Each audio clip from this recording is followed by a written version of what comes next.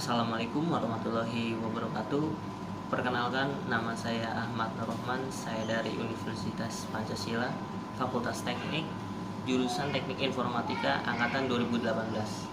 Dalam video kali ini, saya akan mempresentasikan mata kuliah Komunikasi Data dalam materi tugas forum 1 sampai dengan forum 12.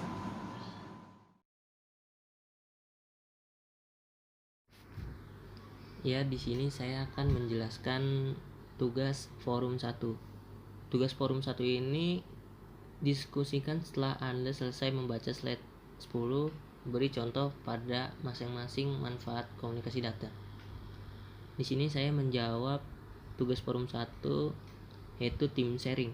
Tim sharing yaitu suatu metode pengolahan data yang menggunakan sistem perhitungan yang memperbolehkan sejumlah pemakai melaksanakan program itu selama pelaksanaannya. Contoh, seorang nasabah datang ke bank tersebut untuk menyimpan uang atau mengambil uang, maka buku tabungannya ditempatkan pada terminal. Dan di sini ada data sharing. Data sharing, suatu data dapat diakses oleh sejumlah pengguna dalam waktu bersamaan. Contoh dari data sharing itu yaitu email. Ada lagi program sharing. Program sharing itu memberikan akses multi satu aplikasi, bisa diinstal dan digunakannya lingkungan yang terdistribusi di seluruh jaringan oleh beberapa orang. Dan yang terakhir ada equipment sharing. Contohnya yaitu pemakaian satu printer oleh beberapa komputer.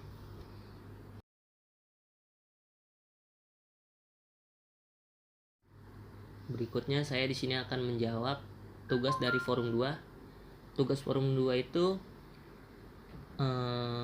di sini saya akan menjelaskan ada 3 basis komunikasi komputer, yaitu komunikasi user ke user adalah komunikasi kepada sesama penggunaannya, orang.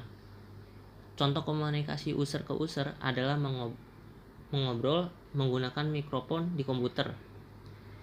Lalu komunikasi komputer ke komputer adalah komunikasi antar dua komputer melalui jaringan yang terhubung satu sama lain. Contohnya chatting melalui Facebook dan mengirim email. Lalu komunikasi komputer ke jaringan adalah komunikasi yang dilakukan dari komputer terhadap suatu jaringan. Contohnya server komputer mengirim pesan kepada klien. 4 dan 5. Contoh dan jelaskan model atau diagram komunikasi berdasarkan general block diagram. Yaitu diagram komunikasi berdasarkan general block diagram adalah komunikasi yang mana terdiri dari sumber, transmitter, transmission system, receiver, dan destination. Sumber akan membuat suatu data yang akan disampaikan kepada transmitter, kemudian transmitter menghubungkan ke receiver melalui transmission system, dan di receiver akan diterima oleh server atau destination. Contohnya yaitu yang biasa ditemukan adalah saat membuat akun suatu media sosial. Berikutnya slide 28 itu di sini ada 1000001 1000011 1001001 1001011 1001101 1000001 Yang tadi saya sampaikan di slide 28 itu nama dari nama kita dijadikan seperti itu.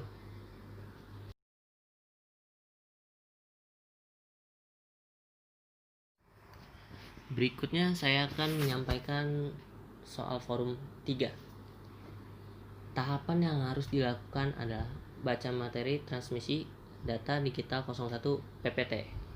Buat pengiriman data-data tak sinkron atau synchronous transmission yang menggunakan satu start bit dan satu stop bit. Silakan kerjakan perintah pada slide 13. Silakan kerjakan perintah pada slide 19. Jawab. Nomor 1. Data yang dikirimkan yaitu L dan N. L 100 1100, N 100 111 0. Sumber penerima nama saya sendiri yaitu Ahmad. Di sini pertama huruf A yaitu dengan angka 10110010. Kata yang kedua C yaitu angkanya 01010010. Berikutnya huruf ketiga H angkanya yaitu 1101000. Berikutnya M dengan angka 1011011.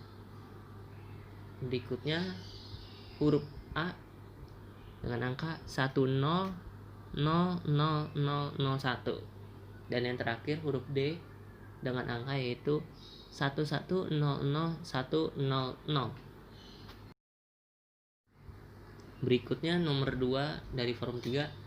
Data yang dikirim Ahmad Nurrohman, nama saya sendiri. Slide 13. Sumber Atsmat.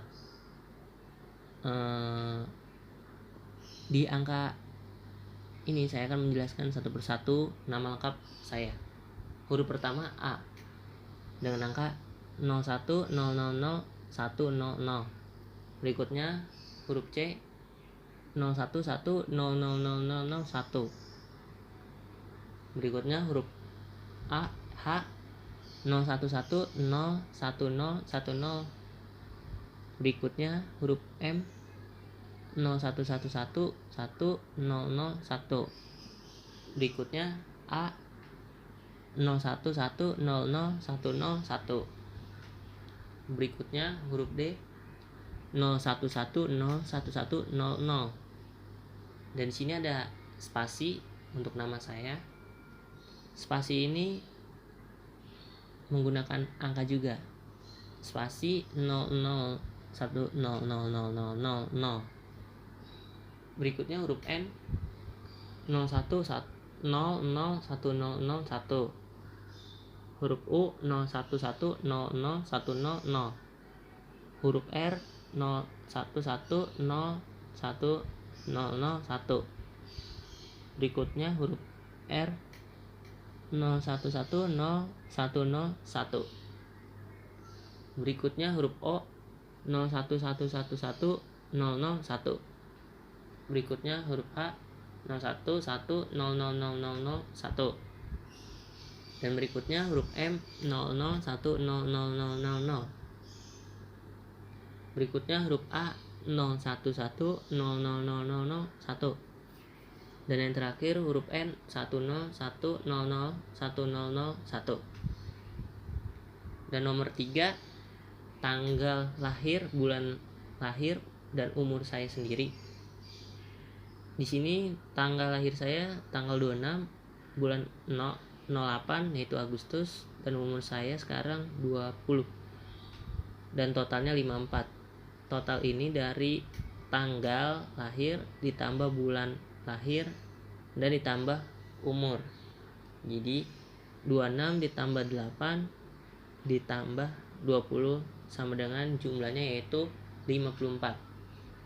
Di sini 1 maka 54 dikali 8 sama dengan 432 bit.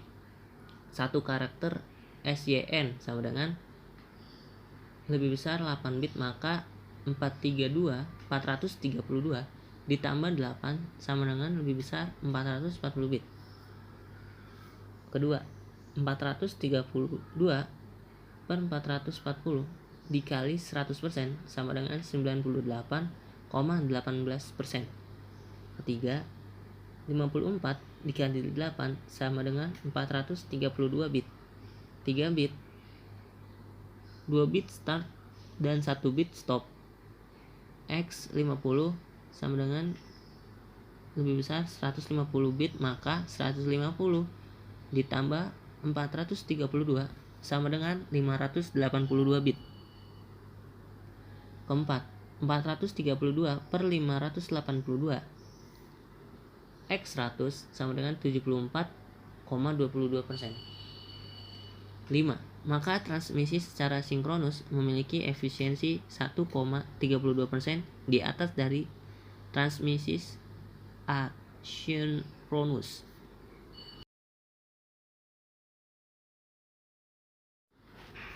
Berikutnya saya akan menjawab forum 5. Soal genap. Beri contoh dan jelaskan perbedaan sistem modulasi digital ASK dengan sistem modulasi digital FSK. Soal untuk yang NIM-nya genap. Silakan kerjakan perintah pada slide 6, 17, 24, dan 32. Soal untuk yang NIM-nya ganjil dan genap. Jawab. Berhubung saya NIM-nya genap, saya akan menjawab soal genap. A. ASK dengan kepanjangan atau sebutan amplitude shift keying. Pengiriman sinyal berdasarkan pergeseran amplitude merupakan suatu metode modulasi dengan mengubah-ubah amplitude. Dalam proses modulasi ini, kemunculan frekuensi gelombang membawa tergantung pada ada atau tidak adanya sinyal informasi digital. Metode ASK hanya menguntungkan bila dipakai untuk hubungan jarak dekat saja. Contoh, bit 0 tegangannya diwakilkan dengan 15 F dan bit 1 akan diwakilkan dengan 8 F. B. FSK, yaitu frekuensi shift keying. Pengiriman sinyal melalui pergeseran frekuensi. Metode ini merupakan suatu bentuk modulasi yang memungkinkan gelombang modulasi menggeser frekuensi output gelombang pembawa. Pergeseran ini terjadi antara harga yang telah ditentukan semula. Berikutnya nomor 2 slide 6. Nama saya sendiri Ahmad Rohman dengan angka 0101 000 10 011 00 11 01 01 01 11 0 101 01 001 01 01 01 0010 101 0000 01 01 0010 011 0010 1 011 01 101 101 011 0001 011 0010 011 01 000 011 0001 011 01 0010 0111 011. Debitnya itu 01 01 00 10 01 10 00 01 01 10 01 10 01 10 01 10 01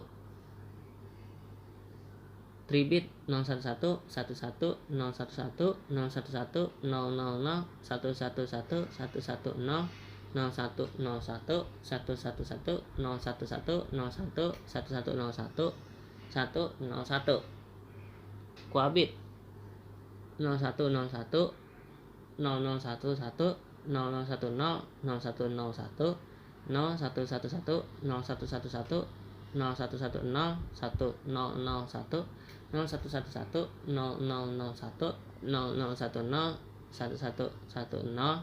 1110 0101 0010 0110 0001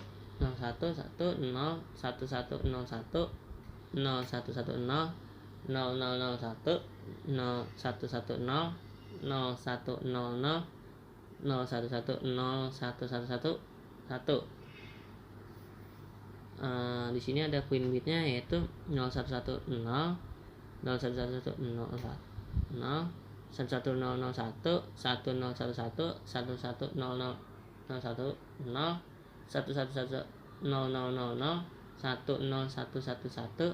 11010 0000 110 11011 110001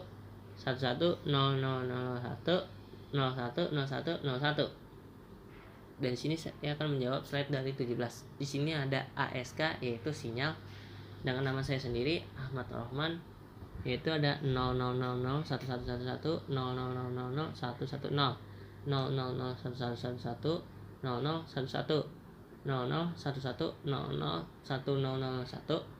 001010 1100 0000 111 0000 1 11 0000 11 110 1 0011 0111 0111 01 0111 0111 1000 10111 10 010 111 111 000 1010 00 100 111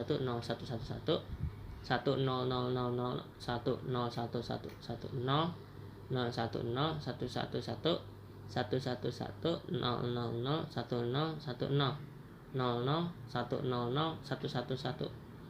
0 1 1 0 1 1 0 1 0 1 1 1 0 0 1 0 1 1 0 1 1 0 1 0 0 1 0 1 0 1 0 1 0 1. Dan di sini ada bass Ahmad Roman nama saya sendiri, yaitu ada 01101 10110 101 01 01 01 01 01 01 1001 0101 011 0101 0 01 111 01 0101 01 101 01 01 01 0 01 01 01 01 01 0 1111 01 0 1 0111 Di sini ada slide 24 yaitu FSK sinyal juga dengan nama Ahmad Roman, yaitu ada angka 010 011 010 011 010 011 010 011 010 0111 001 001 001 0101 0111.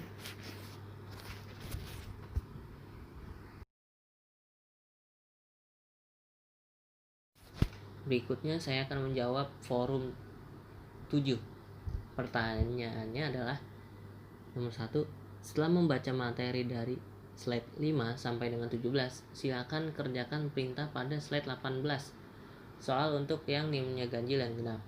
Nomor 2. Setelah membaca materi dari slide 19 sampai dengan 61 dan nomor 2 62 sampai dengan 64, silakan kerjakan perintah pada slide 62. Soal untuk yang NIM-nya genap.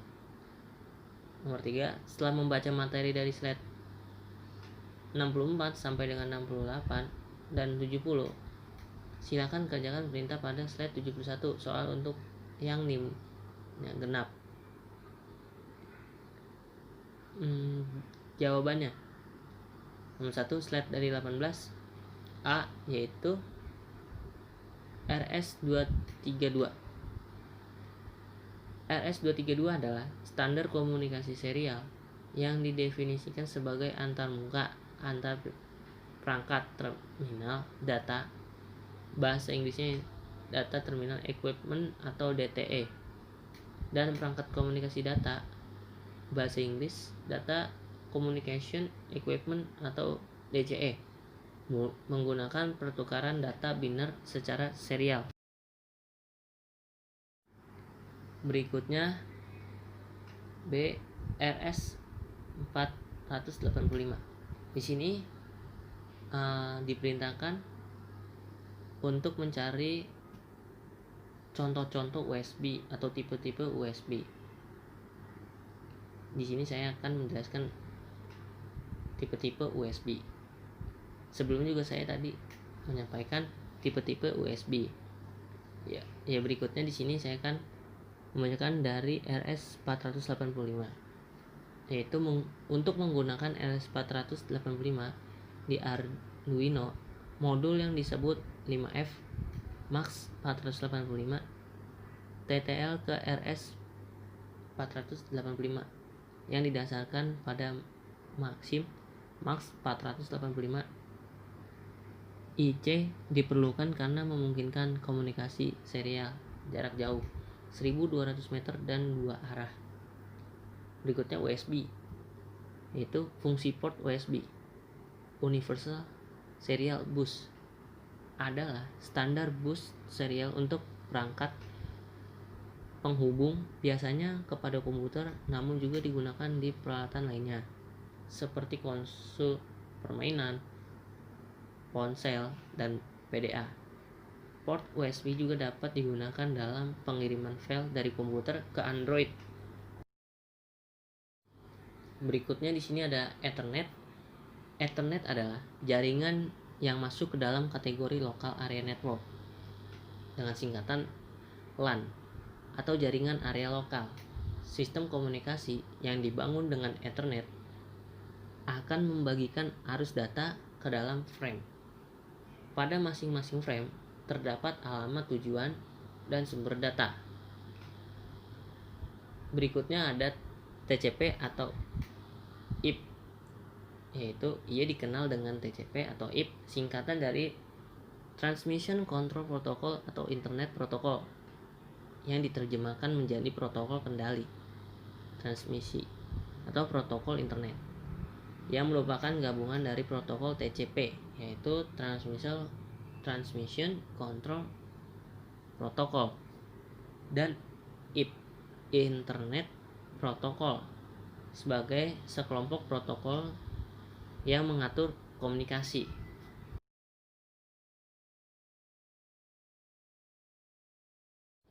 Berikutnya saya akan menjawab forum 10.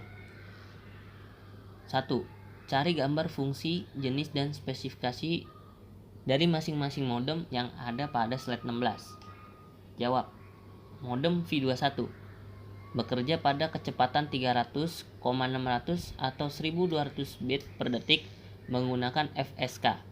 Pada kecepatan 300 bit per detik bekerja secara full duplex lewat PSTN. Kecepatan 600 dan 1200 bit per detik hanya secara half duplex. Berikut gambar modem dari F21.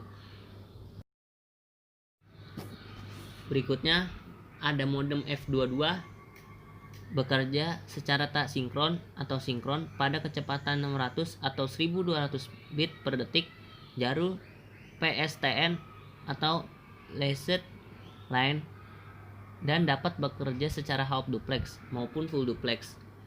Mempunyai kecepatan baud besar 600 baud. Berikut gambar dari modem F22. Dan berikutnya ada modem F22 bis, yaitu bekerja secara full duplex pada jalur PSTN dan Lasted Line. Kecepatannya 2400 dan 1200 bit per detik. Teknik modulasinya CAM 16 phase atau CAM 4 phase. Kecepat jalurnya 600 baud. Berikut gambar dari modem F22 bis.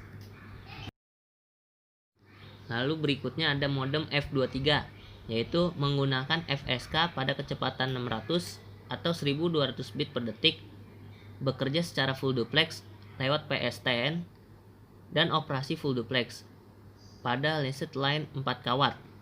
Modem ini dapat bekerja pada 75 bit per detik dalam arah transmisi yang berlawanan dan digunakan dengan sistem BT Prestel. Berikut gambar dari modem F23. Berikutnya ada modem F26, yaitu menggunakan DPSK pada kecepatan 2400 bit per detik, bekerja secara full duplex pada latest line dan mempunyai fasilitas fallback 1200 bit per detik. Berikut gambar dari modem F26 di bawah ini. Selanjutnya ada modem F27, yaitu bekerja pada laju 4800 atau 2400 bit per detik pada PSTN atau latest line, bekerja secara full duplex pada latest line. Modem ini digunakan DPSK 8 phase dengan kecepatan 1600 baud atau 1200 baud. Frekuensi pembawa sama dengan 1800 Hz dan lebar pitanya 1000 sampai dengan 2600 Hz atau 1200 sampai dengan 2400 Hz. Berikut gambar modem F27 di bawah ini. Berikutnya ada modem F29, bekerja pada kecepatan bit 96,72 dan 48 bit per detik secara half duplex, jalur 2 kawat dan full duplex jalur 4 kawat pada PSTN atau latest line. Metode modulasi yang digunakan CAM dengan kecepatan baud 2400 baud dan frekuensi pembawa 1700 Hz. Lebar pita yang digunakan adalah 500 sampai dengan 2900 Hz. Pada kecepatan tinggi terjadi distorsi. Berikut gambar dari modem F29.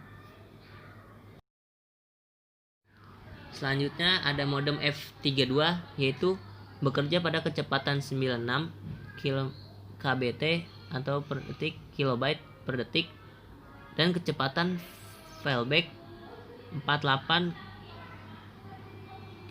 kbit per detik atau 24 kbit per detik. Menggunakan CAM untuk bekerja secara full duplex dengan laju 2400 baud pada sambungan dial-up lewat PSTN. Modem ini menggunakan teknik pembawa frekuensi. Modem ini digunakan untuk memantau sambungan. Apabila putus, secara otomatis akan memutar nomor telepon yang tersimpan dan melanjutkan pelayanan pada jalur yang dipanggil kembali. Berikut gambar modem F32 di bawah ini. Seperti ini gambarnya. Berikutnya ada modem F32 bis, yaitu bekerja pada 14.400 bit per detik dengan laju baud 2400 baud. Ada 128 kombinasi amplitudo dan fase untuk setiap baud.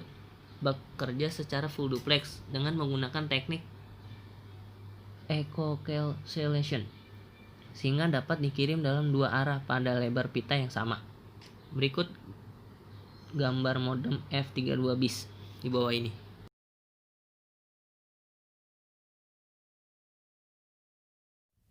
Berikutnya saya akan menyampaikan tugas forum 11. Pertanyaannya soal pertama, jelaskan cara kerja setiap layer pada layer ISO. Gambarkan 7 layer ISO. Jawabannya, daftar layer OSI. 1. Physical layer. Physical layer adalah layer yang paling utama. Tanggung jawabnya OSI layer ini adalah dalam hal melakukan transmisi terhadap bit data. Hal itu dilakukan dari physical layer pengirim dan ditujukan kepada physical layer penerima. Nanti data akan ditransmisikan dengan memakai jenis sinyal yang telah didukung media fisik. Katakanlah seperti kabel, tegangan listrik, frekuensi radio atau bisa juga infrared dan cahaya biasa. 2. Data link layer. Ketika proses transmisi data sedang berlangsung, maka akan ada potensi terjadinya kesalahan. Maka inilah yang menjadi tanggung jawab dari OSI layer, layanan data link layer ini, di mana tugasnya memang melakukan pemeriksaan kesalahan. Data link layers dalam urutan OSI juga memiliki tanggung jawab dalam hal membungkus bit hingga berbentuk data frame. Selain itu, data link layer pun juga dapat mengelola skema pengamatan fisik, misalnya saja seperti alamat MAC yang ada pada suatu jaringan. Berikutnya nomor 3 yaitu network layer di antara 7 OSI layer yang ada. Network layer memiliki tugas dalam mendefinisikan alamat IP, yaitu Internet Protocol. Hal ini membuat setiap komputer akhirnya dapat terhubung dengan satu jaringan. Bahkan tak hanya itu saja, network layer juga berfungsi untuk melakukan proses routing serta membuat header pada paket-paket data yang ada. Nomor 4. Transport layer untuk pengiriman pesan antara 2 atau lebih host yang ada dalam jaringan. Maka ini adalah tanggung jawab dari transport layer. Selain itu, ia juga menangani adanya pemecahan serta penggabungan pesan, kemudian juga melakukan kontrol untuk keandalan jalur koneksi yang sudah diberikan. Nomor 5. Session layer. Proses pembentukan dan penghentian suatu session transmisi data. Nomor 6. Presentation layer, yaitu fungsi yang berhubungan dengan kumpulan karakter dan kode data yang digunakan dan cara data ditampilkan di layar atau printer. Berikutnya nomor 7, application layer. Aktivitas aplikasi atau sistem seperti untuk operator, penggunaan data jarak jauh, kontrol transmisi file, aktivitas database terdistribusi. Berikutnya ini layar OSI. Yang pertama paling atas itu yang warnanya merah, application layer. Di bawahnya yang berwarna pink, presentation layer. Bawahnya lagi session layer. Bawahnya lagi yang berwarna kuning, transport layer. Di bawahnya lagi ada network layer, data link layer, physical layer. Gambar di bawah ada lagi OSI example for Ethernet media, TCP atau IP stack.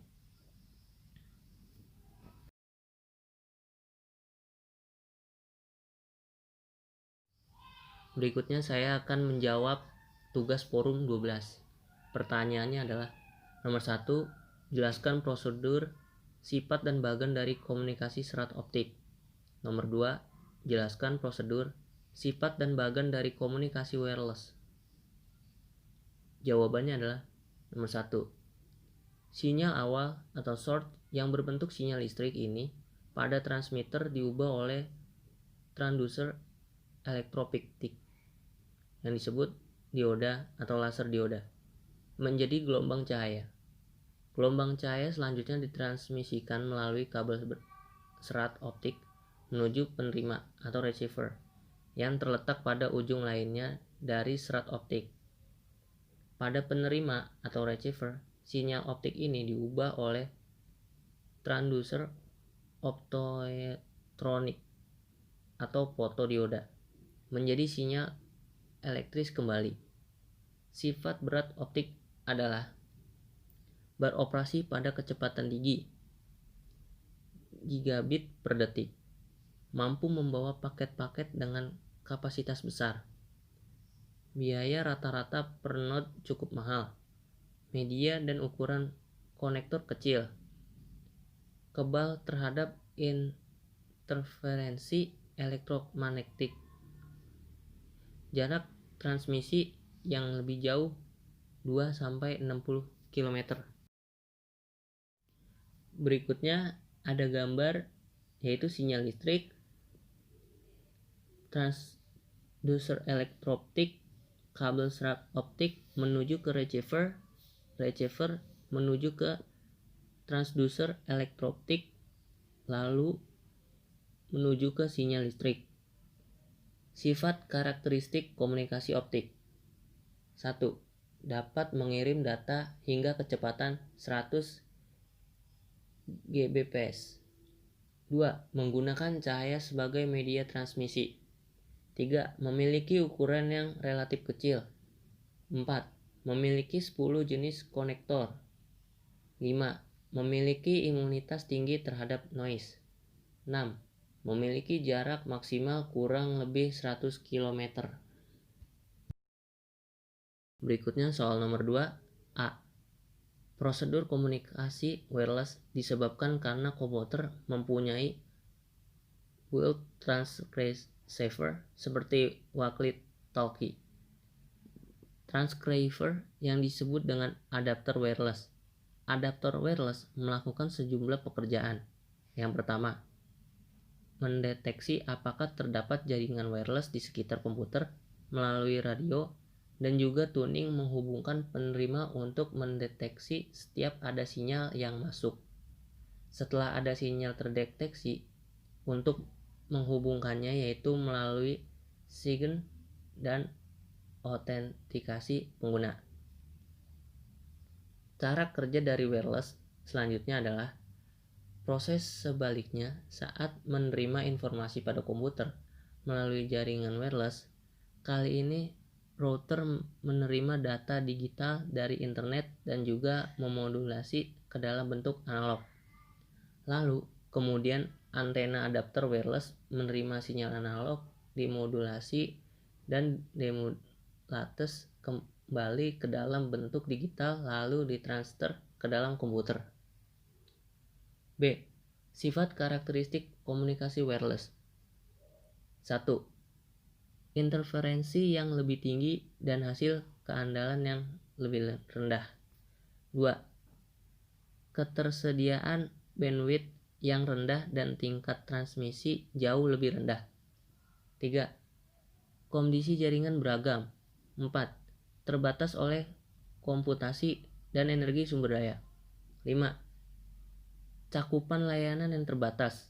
6. Terbatasnya sumber daya transmisi. 7.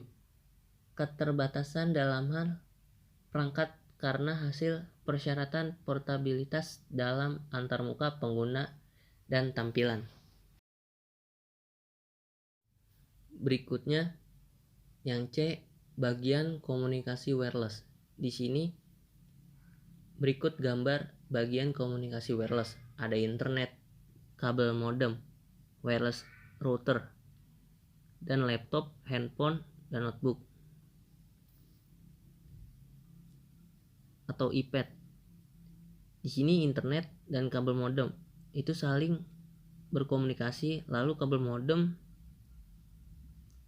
berinteraksi melalui wireless router.